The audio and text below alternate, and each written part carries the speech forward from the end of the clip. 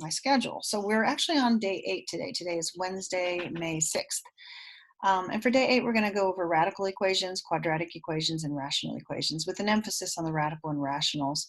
So for your homework, you have the exit ticket and the warm-up. You need to show your work. I cannot stress this enough. Those of you who continue to send answer keys in and then argue with me after I've said in every video and all the instructions show work, I'm getting really, really weary of that. So stop arguing and just show your work, or it's a 0. At some point, I have to just stop dealing with these people who want to send in answer keys and just give you a 0 and leave it at that. And then there's a Desmos solving radical equations activity. So without further ado, let me talk again about homework and grades, because so many of you are not listening. You're not submitting right, and it's causing me untold extra work on my part, and I don't want to continue to do it. First, don't email me your work. That makes it a special case where I have to go in and look at it. Where I want to see it is in your Google Classroom with everybody else's work. Kaylin here, Caitlin here, Maya here, London, Kennedy, they're all submitting their work here. That's where yours needs to be too. Don't tell me you couldn't upload it, you had trouble, and so you're emailing it instead, because now I've got to go to a whole different place. And when I come to look for the grades here, if yours is still a 0, I'm not going to remember to do it. So don't submit work there. Do submit it in Google Classroom. Also, please don't take photographs sideways. People who take it sideways make me check it like this on my side of my head. So I don't want to do that. I can't rotate it. Once you put it in GC, Google Classroom, I can't rotate it. You've got to write your solutions by hand instead of typing. Let me just show you what one of my students, and I know it took her hours to set this up, and wouldn't it have been so much easier if she could have just used a pen and pencil or pencil and paper? This I'm going to have to accept, but I know her level of work was way more than if she had just written it by hand. So please, unless you absolutely positively cannot upload a picture of handwritten work, don't type it. Make your deadlines. Those of you who are consistently late and think I'll always be a few weeks late and she'll always take it, you're going to be sorely disappointed, because at some point I am cutting off the assignments. I've already cut them off for days 1 and 2. They are now closed. There's numerous reasons for this. Number 1, these are well over 2 weeks late. So I'm sorry if it took you 2 weeks to decide you were going to start working, but this is done. You cannot go back and submit days 1 and 2. I'm just deleting all submittals because it doesn't matter now. You waited too long. Also, it was not part of the ALP. Back when I assigned these, I was told I could do my own thing, and then they changed that the week later. So I am not accepting things that were not part of the ALP late. So don't continue to submit these. If it's late, I'm going to start grading it with half points, because too many of you are waiting and you think it's okay and you get the full credit. And those of you who are doing it on time, I appreciate you, and you deserve full credit. And those of you who are waiting until the last minute are going to start getting half credit. I think I'm going to start this Sunday night. So if by Sunday night you haven't submitted and you start submitting late, even if it's perfect, you'll only get half credit. If you submit an answer key with no work, you will not have a chance to resubmit, because so many of you are doing that multiple times. I will get the same homework from one student 5, 6, 7 times. Every bit of that is work for me. You know by now you need to show me work. And showing me work is actually writing something out by hand or typing a formula, not telling me I did it in Desmos. That is not showing work. All of the instructions, videos, and post-it notes clearly state you have to show work. So those of you who are pretending ignorance, you're not going to continue to get away with that. And don't copy anybody else's work, or I will give you both 0s. And it is obvious to me when you're copying work. Number 1, there's no mistakes. It's picture perfect. Number 2, you're using methods I've never shown you how to use, and suddenly you're brilliant and you know how to do something different. And number 3, all your formatting is the same. The way you number the page and side to side set it up. I mean, come on, guys. Stop copying each other's works. When you take a test or a quiz, however many questions you get right will be your points. So if there's 12 questions and you get 9 right, you get 9 points. No retakes. I don't have time to do retakes, and too many of you are rushing through the quizzes to see if you can just guess randomly.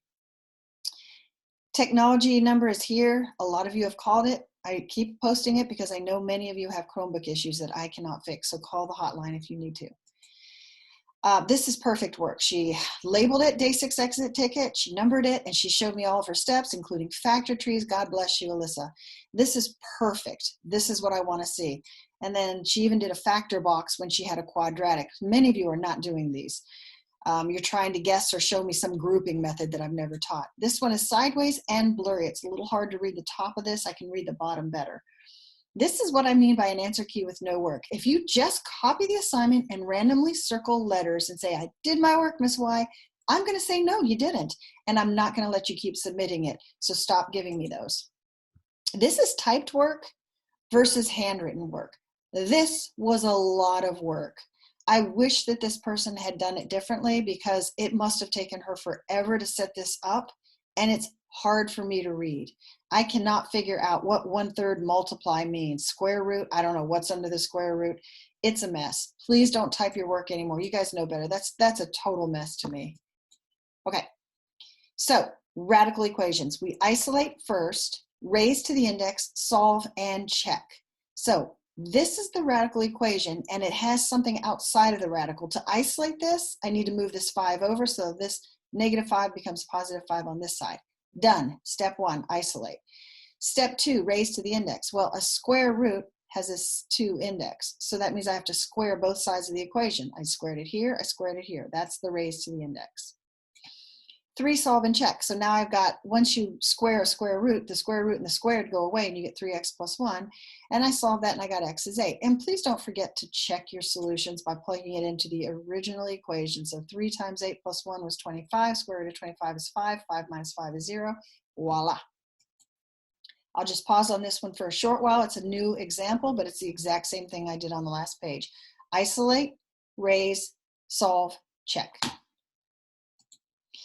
All right, this one, again, nothing needs to be isolated because it's all the radical on one side and something else on the other. The index is 3, so I'm going to raise it to the 3rd power. So the cubed root cubed means these two go away, so I'm left with just the 1/3 x minus 1, and of course I have to cube the 2. So when I solved it, I got 27, and I plugged it back in. I know I'm going fast. If you guys need help, you can pause. When you have a rational exponent, like 3/2, that's a fraction that's in the exponent. Raising to the index takes on a new meaning. It means if you have an a over b rational exponent, raise it to the b over a power, so the b over a would be 2/3. So if I raise this to the 2/3, then I've got 3/2 times 2/3, which is 6/6, which is 1. So anything to the 1 power is just this part. And then 27 to the 2/3 power is 9. You may use a calculator for that, but I do need to see these steps. And then of course, if x is 8, I check it and voila, it works. Okay, and then this is another one with a rational exponent. You have a 4/3. So the reciprocal 4/3 is 3/4. Now notice on this 3/4 one, because I'm raising 16 to a fraction power that has an even denominator, 4 is even, I will have to get a plus or a minus, because if I take the 4th root of 16, which is what 16 to the 1/4 is, I could get a +2 or a -2, and then when I cube that, I'll get a +8 or a -8. So notice I had to solve this equation twice. When I move the 4 over, I first subtracted 4 from +8 and then from -8, and I got 2 solutions here, and then when you divide them both by 2, you get 2 here. So I had to check 1 and 2, and they both worked. Now, if you have a rational equation, notice we're no longer in the radicals, we're in the rational equations. Those are the 2 big things for the day. I'm going to cross multiply if I only have one fraction equals another fraction. So I have one fraction here, one fraction here. So 5 times x squared minus 1 equals 15 times 2x minus 2. I divided both sides by 5. So when you divide this by 5, you just get 1. And when you divide 15 by 5, you get 3. Now I have a quadratic. So I moved everything to one side, and I solved it as a quadratic, and I got 2 solutions, 5 and 1. Don't forget to check your solutions. So when I checked them, the 1 makes my denominator 0. If you look here, 2 times 1 minus 2 is 0, and 1 squared minus 1 is 0. You can't say 5 over 0 equals 15 over 0 because both of these are undefined, and you cannot say undefined equals undefined. So this was extraneous. That means I have to scratch out the 1. That works. That does not work. But this one works. 5/8 does equal 15/24. So the 5 is the only solution.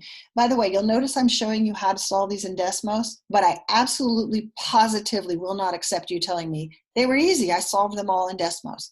I absolutely positively will not accept that work. So don't submit that. All right. And then here's another cross multiply, and I'll leave this up just for a second. And so my answer was -1/5. And when I checked it, it worked. And you can see that it's -1/5 here in Desmos. Again, this is not the work. This is the work. If I see this, you're going to get a 0. And then you have to do LCMs, which I've already taught, but I'm going to go over again. So in this case, you cannot cross multiply because there's a 2 hanging out here on the end. So when you don't have one fraction equals one fraction and nothing more, you have to use the LCM. Well, obviously, they both have x minus 1, so that's your LCM. So all I have to do is multiply this 2 by x minus 1 top and x minus 1 bottom, and now the entire denominators are equal. When your denominators are equal in a rational equation with an equal sign, I can just solve the top.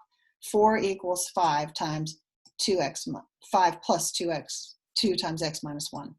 And I got x equals 1/2, and I checked it, and sure enough, it checked.